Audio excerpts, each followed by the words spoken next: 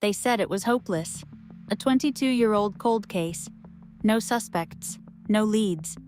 Just another name on a forgotten file. She was just an intern. No badge, no authority, no credibility. When Kiara Thomas walked into the cold case department of the city precinct, no one took her seriously. The grizzled detectives called her the file girl. They handed her coffee orders instead of evidence folders. But when she picked up the file marked Brielle Carter, closed, everything changed. The case was old, older than Kiara herself, 22 years unsolved.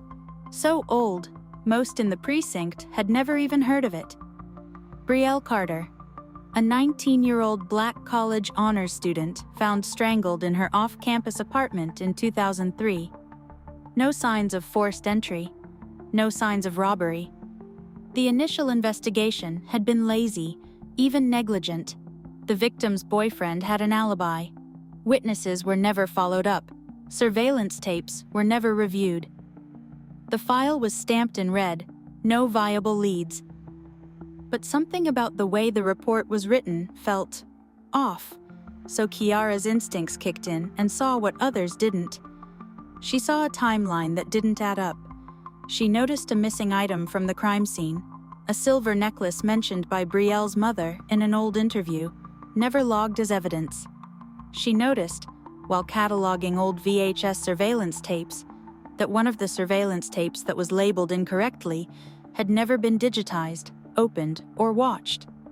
When she watched it, her breath caught in her throat. At 9:12 p.m., just minutes before Brielle's estimated time of death, a tall man in a hoodie could be seen entering through the back door of Brielle's building. Not the boyfriend, not anyone in the case file, and no mention of this man was ever made in the police reports. He stayed for 18 minutes, then vanished. Kiara compiled a new timeline, cross-referenced reports. She began digging into this man's face, grainy as it was, matching it against old mugshots. She discovered a name, Darnell Peterson, known by street name Smoke. A former informant for the department. The deeper she dug, the clearer it became. Darnell had a history of domestic violence, 3 arrests in 5 years, all charges dropped. The common thread? Each case had ties to Detective Mark Halston, the same man who oversaw Brielle's original investigation. Multiple cases involving informants and suspects with violent records, all with evidence suppressed or lost. Arrests that vanished after a phone call. Reports with critical pages missing. It wasn't incompetence, it was protection. She searched deeper and found Brielle's case was Halston's final lead case before his sudden promotion. Coincidence? Or reward? Kiara grabbed screenshots and ran facial matches through the department's old mugshot archives. The image was blurry, but facial mapping returned a partial match. Darnell Peterson, street name, Smoke. Arrested in 2002, 2004, and 2006, each time for assault. Each time released.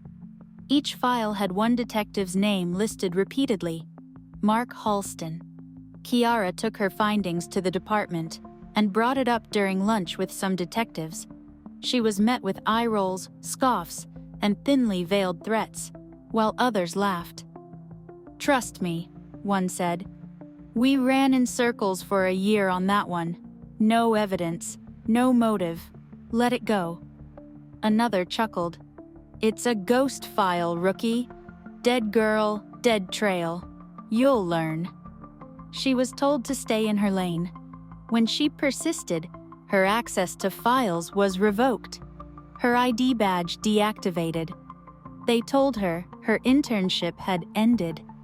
She had stepped on something too big. Kiara could have walked away, but she didn't let it go. She had every reason to. But she couldn't forget the picture of Brielle, smiling in her cap and gown, full of life. That night, she stayed late, scanning every document, every photo, every footage, every fingerprint report. And that's when she noticed it, Brielle's mother had told police that a silver locket was missing, a family heirloom, but it wasn't listed in the stolen property. Was it even logged as missing? She checked the evidence log. Nothing. She reached out to Brielle's mother, who hadn't heard from the department in years. When Kiara showed her the footage, the old woman broke down in tears. With her help, Kiara brought the evidence to an investigative journalist. Within days, the story broke online. Intern alleges cover-up in 22-year-old murder case. The public response was instant. Outrage exploded on social media. People demanded answers. And now, the department could no longer ignore her. Under public pressure, the DA reopened the case. The original DNA evidence, never properly processed, was sent to a modern lab. Within a week, the match came back. Darnell Peterson. He was arrested at his home without incident. But the fallout didn't end there. An internal investigation into Halston's role revealed years of buried evidence, suppressed reports, and cleared informants. He resigned before charges could be brought. What had once been called a dead case was now front-page news, not because of a decorated detective, but because of a young black woman who refused to be silenced. At the trial, Brielle's mother sat beside Kiara every day.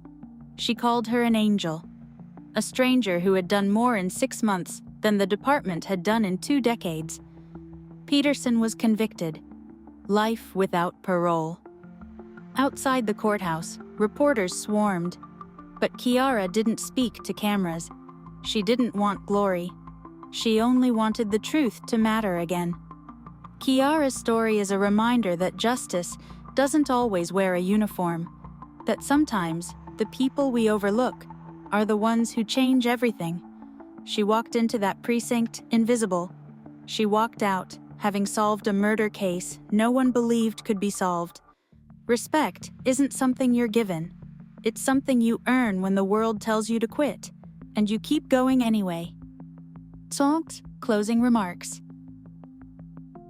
If this story moved you, don't forget to hit that like button and subscribe for more true stories of justice, courage, and unexpected power shifts. What would you have done in Kiara's place? Drop your thoughts in the comments. We read every single one. Turn on the bell so you never miss another story where the underdog rises. This is digital true crime, where the unheard finally get heard.